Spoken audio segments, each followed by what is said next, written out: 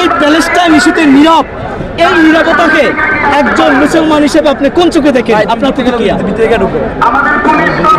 অভিশপ্ত ইহুদিদের দ্বারা আজ সারা পৃথিবী বিপর্যস্ত এবং ফিলিস্তিনের মুসলমান আজ একটানা 70 বছর যাবৎ তারা জুলুমের শিকার। তাদের বাড়ি ঘর সব তছনছ করে দেওয়া হয়েছে, কিন্তু আজ পর্যন্ত আরব কান্ট্রির কোনো বাদশাহ, কোনো প্রেসিডেন্ট তাদের বিরুদ্ধে কোনো পদক্ষেপ নেয়নি। আমরা বাংলাদেশের মুসলমান 1000 কিলোমিটার দূর থেকে বলতে চাই যে ইনশাআল্লাহ আরব কান্ট্রিগুলো চুপ থাকলেও বাংলাদেশের 16 কোটি মুসলমান চুপ থাকবে না। সমস্ত প্রাচীর, সমস্ত রেস্ট্রিকশন ভেঙে আমরা ফিলিস্তিনকে বিজয় করে ছাড়ব।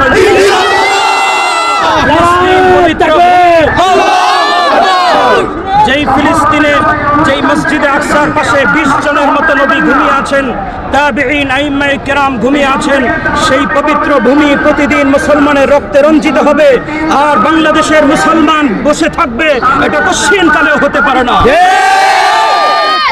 এবং আল্লাহর হাবিবের ভবিষ্যৎবাণী অনুযায়ী আমরা ইনশাআল্লাহ এতটুকু দায়িত্বহীনভাবে বলতে চাই, ইনশাআল্লাহ অচিরেই ইসরায়েলের পতন হবে, ইহুদিদের পতন হবে এবং ইসরায়েল নামক রাষ্ট্র পৃথিবীর মানচিত্র থেকে মুছে যাবে।